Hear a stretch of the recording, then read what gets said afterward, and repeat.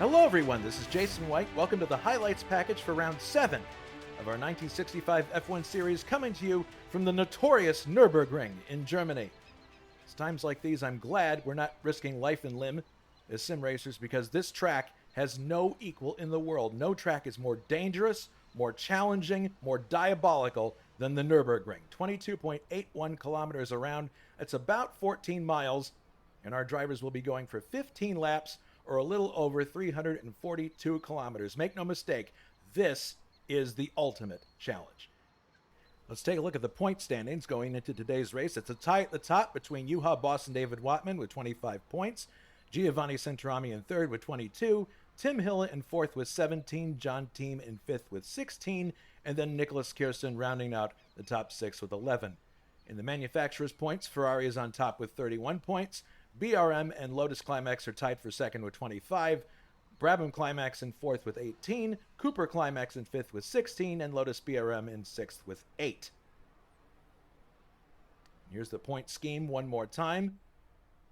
Remember, this time we're going to be doing the dropped scores because it's the best 6 results that count towards the championship. So someone, if they've been really good, is going to have to drop points from one of the rounds. We'll see how it shakes out later on.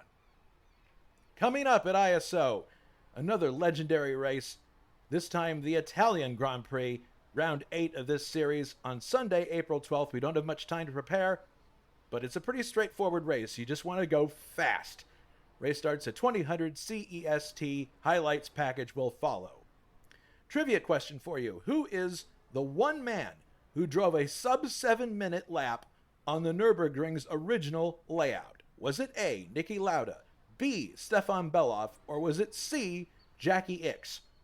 We'll have the answer for you later on in this highlights package. All right, so let's look at the grid. On the pole is Tim Hille in his North American Racing Team Ferrari, number 24, with a time of 8 minutes, 6.371 seconds. A very fast driver in a very fast car. And he's going to have to get to turn 1 ahead of this gentleman, Giovanni Centorami, in car number 6, the first of the factory Ferraris. Obviously, horsepower is going to get you down the long straight in a hurry, but you also have to have a car that handles good. And as we go to row number 2, we have the first of the cars that's famous for its handling, the Lotus, in the hands of David Wattman, doing excellent in the championship, tied with Juha Boss, and he's going to be looking to snatch the lead from the Ferraris in front of him. We'll see if he can do that on lap 1. Alongside David Wattman, we have the first of the Reg Parnell entries in the hands of Ruben Fernandez. Ruben has been excellent in practice on the Nürburgring. He's definitely in a good spot to not only take a podium position, but who knows, maybe even a win. Going to the third row, we have the first of the BRMs in the hands of Juha Boss, a double winner in this series so far, looking to add another win. Juha's an excellent road racer, so I would not count him out to beat the Ferraris to the flag. And alongside him, we have another person who's very good at tricky tracks, Nicholas Kirsten, in his privateer Brabham, number 36. I wouldn't count him out either. He won Monaco, and that's an extremely difficult race also. Going to row number 4, that row is headed up by the first of the Cooper Climax entries in the hands of John Team, car number 9. John will be broadcasting the race from his cockpit, as usual. I still don't know how he does that and focuses on the job in hand. Alongside John, we have the second of the BRMs in the hands of David Saber, number 3. That's the Graham Hill entry. Going to row number 5 to close out the top 10, and we're greeted by my friend Brian Janik from Detroit, Michigan, in the number 7 Brabham factory car. Brian's an excellent road racer too. I wouldn't be surprised to see him in the top 6 or possibly podium place by the time this race is over. And alongside Brian, we have Anders Nilsson in his number 44 Joe Seifert entry. The Nürburgring is a track that can be a great equalizer, and I think that could be the case with Anders because his talent is better than the car itself that he's driving. He may surprise some people here today. That's the top 10. Let's look at the rest of the grid. Grant Riddall starting 11th. Cesaria Schlepinski starting 12th. Ray Riddall is starting 13th. And then Rob DeVries for Reg Parnell starts 14th. Peter Hlavich in 15th for Scuderia Centro Sud. Adam Hackman in 16th. August Watring in 17th, and then yours truly for Reg Parnell starting in 18th. 19th for Michael Drexler in the Honda. 20th for Alberto Aquino in his Brabham. Mick Chapman making an appearance in 21st. And then Gerard Rion, 22nd for Scuderia Centro Sud. 23rd, Simon Watman in his Ferrari. 24th, Bruno Chacon in his Honda. 25th, Jonathan Asserclinth. And then 26th, Jules Bouchard. Those were the cars that qualified. A slightly smaller grid than we're used to seeing, but here we are with everybody ready to go for the German Grand Prix. Stand by for the drop of the flag. And the race is underway. Tim Hille gets away very good. He's in the lead as they head towards the first turn. It's a very short run down to the first turn that goes into a kind of a loop and sends you back to the circuit proper. Let's take a wide shot here. Let's see how they get through. A little bit of contact there. Oh, goodness! Both BRMs go into the fence. There's tires flying. That is not the start that they wanted. David Saber is going to be out of the race there, and that's going to send Juha right down the order. Tim Hille leads, Centorami in second, and I believe that is Cezary Ślepinski all the way up to third from 12th on the grid. That's incredible. As they head through this banked left-hander, see Tim there in the lead, Centorami second. It is indeed Ślepinski in third, Kirsten in fourth, Nilsson in fifth. Oh, goodness, more action against the fence. That is Janik and Fernandez. Oof! And it looks like Mick Chapman clipped him there for good measure. So that's several contenders that are going to be heading down the order with damage, probably heading to the pits as soon as they can to get those cars fixed. Because of the length of this circuit and the likely attrition rate we're going to have, fixing the car and continuing is definitely a possibility for people who incur damage. Riding on board with Grant Radal now, who is in 10th place, one place up from his grid slot. He's following Adam Hackman in his privateer entry in this very tricky first sector. Grant looking for the right place to overtake here as they go between the hedges towards the Flugplatz. He gets a much better exit out of that left-hander. And Grant Radal gets the job done before they get to the Flugplatz, which is a good thing. You don't want to be passing somebody while you're going through the air and have no control of the steering. So Grant Radal now up to 9th, and here he is a little later on lap 1, shadowing Rob DeVries in his Reg Parnell entry. A little bit of tire smoke there from Grant. These cars are on the absolute edge of adhesion around here. Looking towards the inside as they come down to this very, very tight left-hander. Sweeping left, then back to the right again towards a bridge. Grant gets a little better exit. And there he goes, right past DeVries into 8th place. So Grant is wasting no time making his way up the order. That's nothing new, of course, to those who watch these highlights packages. And a little further on in lap 1, here he is following John Team, or actually that is David Watman that he's following there. He's going to the inside, and he takes David as they go into, they're coming up now. Oh, goodness! Grant got onto the grass there a little bit. Everybody makes at least one mistake or two on a lap at the Nürburgring. There's no such thing as a perfect Nürburgring lap. All right, so Grant has gotten ahead of David Watman there. He's on the outside of Team. This is the last right-hander before they get to the long straight. You have to gear the car so that you can do the long straight without over-revving the engine. And of course, this is where the slipstreaming occurs at the Nürburgring. So he's getting right in the toe of John Team here. Going for 6th place, but he's also got Watman behind him, so we'll see what happens as they go along the straightaway here, switching to a long shot. There you see Centorami. There's Nilsson. And if you look there, actually, David Watman was able to out-drag Grant, and he got the position back, but they both went by Team there. Interesting. So lots of stuff going on in just one straightaway. Now we're on to lap number 2. This is Nilsson trying to advance to 3rd place. He's behind Kirsten here as we follow him through the loop. Now heading to the back side of the pits. It's pretty even for now, but oh, wait a minute. Something happened there to Kirsten. He lifted for a second. Maybe he missed a shift. That's probably what happened, because Nilsson got by there quite easily. So Nilsson goes up to third place in his privateer entry. I figured Nilsson would do good in this race despite the deficiency he has with the car. A little further on in the lap here, this is Adam Hackman, and he just gets ganged up on here by a train of cars. Kind of unfortunate. I'm not sure whether it's a gearing issue or just that his car doesn't have the top end speed the others do, but he loses 3 positions there in one straightaway. That's sometimes what happens to you at the Nürburgring, just from a slipstreaming point of view.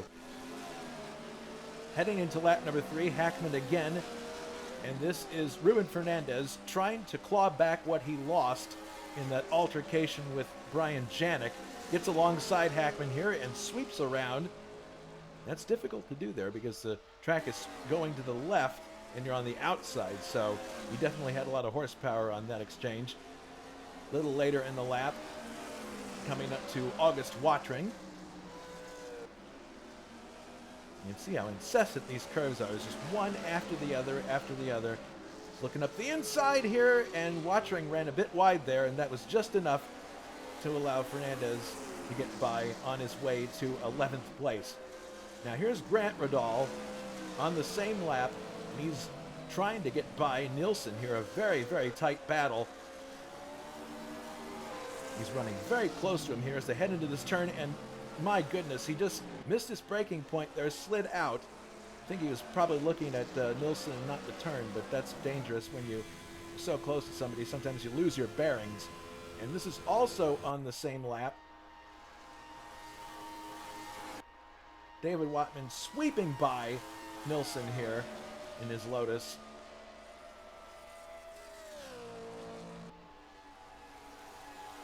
That takes David Watman up to third.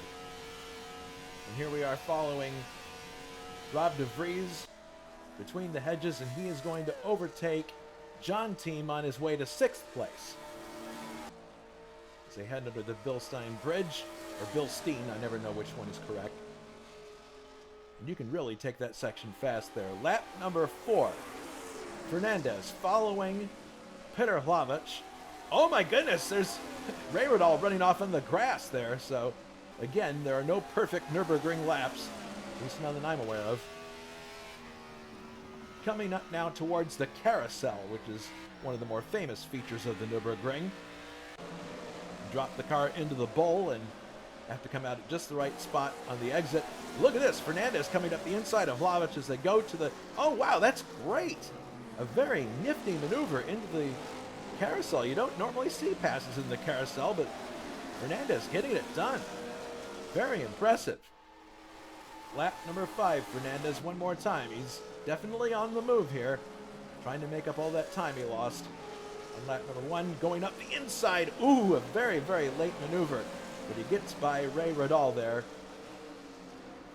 On his way to 8th place. Now this is De Vries on the same lap.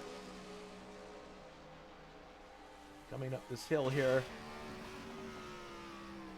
And he just runs a bit wide there and hits the fence. Very easy to have brain fade along the Nürburgring because you're trying to concentrate, but eventually something gives.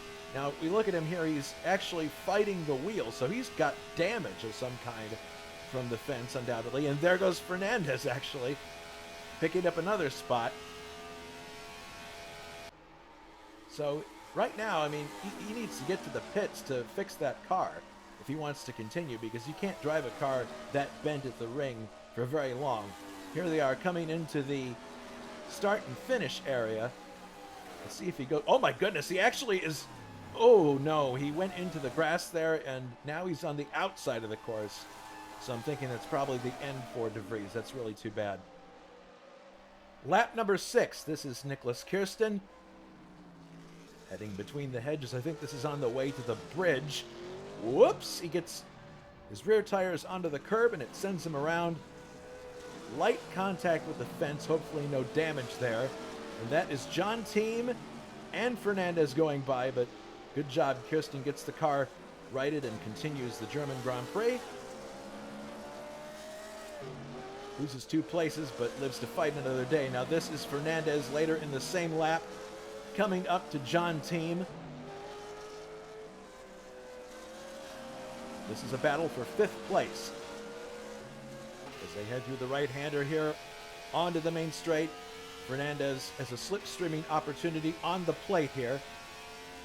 Tucks right in behind John. Looks like he's going to be able to pull it off pretty easily here. So we look from the nose of Fernandez's car, look to the right. There is John, and he's going to slip back behind Fernandez here, probably thinking that he could possibly counterattack on this straight because it's so long.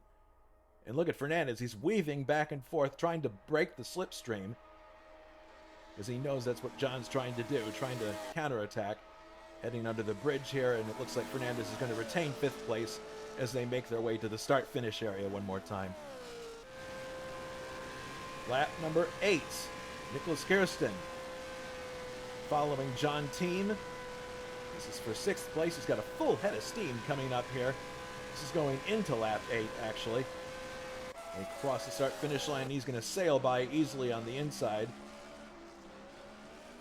as they head down to the first turn.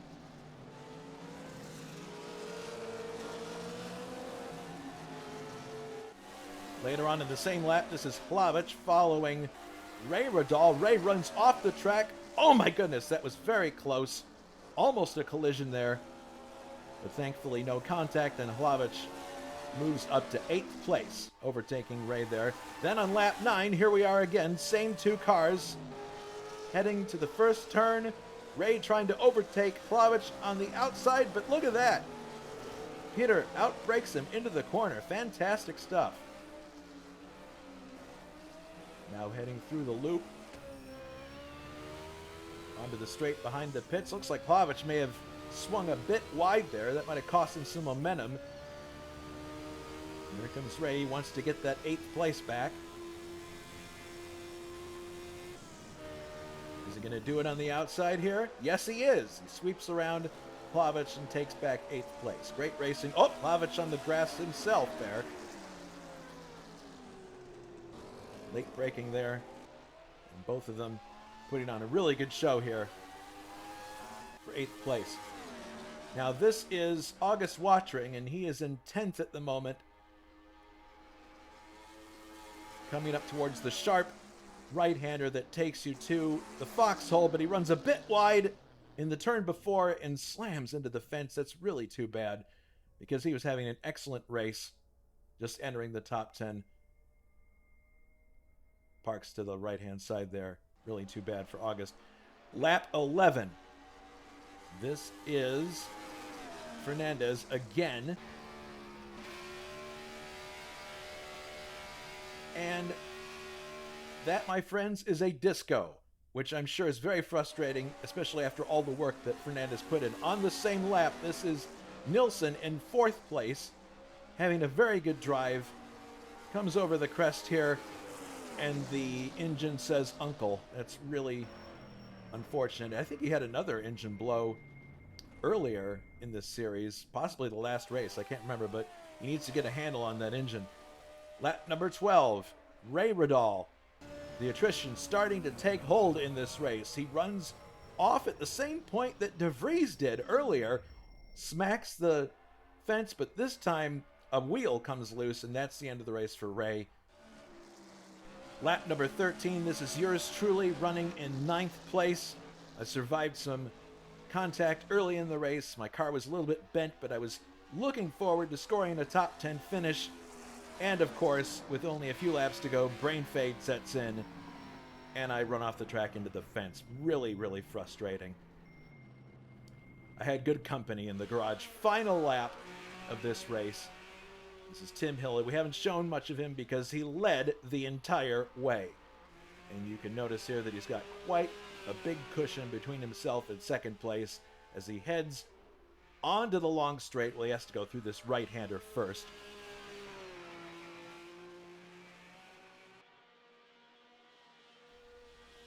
Now he's onto the straightaway for the final time. in his Ferrari. I find it amazing that they had hedges along here back then. That is incredibly dangerous. There's the castle of Nürburgring. And the view from the nose of Tim Hilla's car. Victory is not far away now.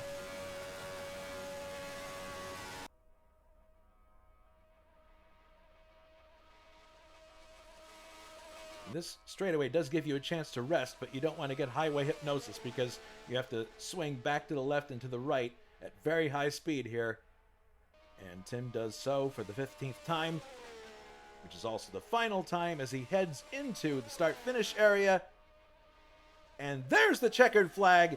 Tim Hilla wins the German Grand Prix in his North American Racing Team Ferrari. Great drive. Flawless from the point of view that he did not have to give up the lead the entire race, but I'm sure it was hair-raising at least once or twice for him. Now here is second place, Giovanni Centorami heading toward us. Under the bridge, heading towards the very fast left and right flick.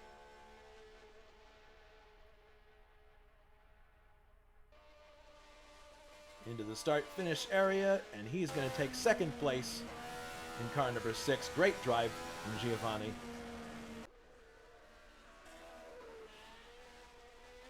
As he slows down, heading towards turn number 1. And here is David Wattman. He's going to finish in third place in his factory Lotus. That'll keep him very much in the points battle. Crosses the line. And then here in fourth place, Nicholas Kirsten in his privateer Brabham crosses the line. Excellent result for him. And a little further on here, this is John Team heading towards us on the long straight. He's going to finish in fifth place. So I'm sure his live stream was a success. And again, he didn't get distracted by it and goes on to finish in the top 5. Fantastic work.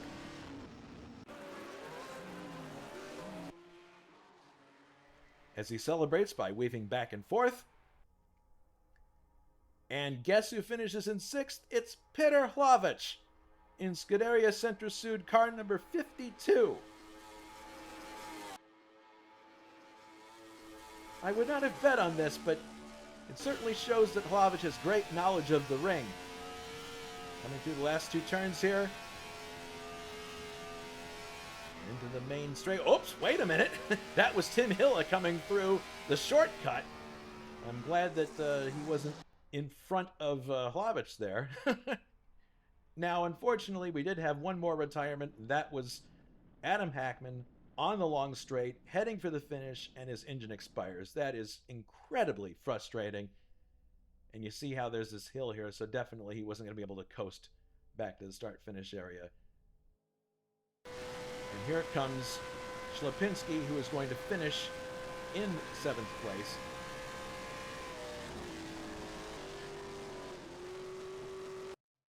And there was Hackman in 8th place, out of the race. And then the final car that was running, Simon Wattman, in 9th. Point standings after round 7. Centorami leads with 28 points. David Wattman actually has 29 points, but he had to drop 2 because of the rules, and he finds himself in 2nd with 27. Hilla in 3rd with 26. Boss in 4th with 25. John Team in 5th with 18, and Nicholas Kirsten in 6th with 14. Manufacturer's points. Ferrari leads with 38. Lotus Climax in 2nd with 27. They both had to drop scores. BRM in 3rd with 26. Brabham Climax in 4th with 21. Cooper Climax in 5th with 18. And then Lotus BRM in 6th with 8. Trivia question once again. Who drove the sub 7-minute lap on the original Nürburgring layout? Was it A. Lauda, B. Beloff, or C. Ix?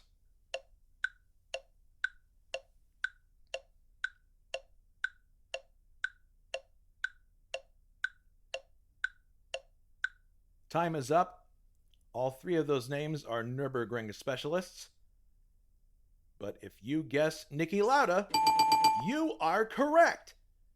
6 minutes, 58.6 seconds in 1975. Fantastic. All right, so coming up at ISO, our next round at number 8 is on Sunday, April 12th, the Italian Grand Prix. The race will start at 2000 CEST. Highlights package to follow. All right, so congratulations once again to Tim Hille, winner of the German Grand Prix. We thank you for watching this highlights package. This is Jason White saying to everybody, take care and be safe.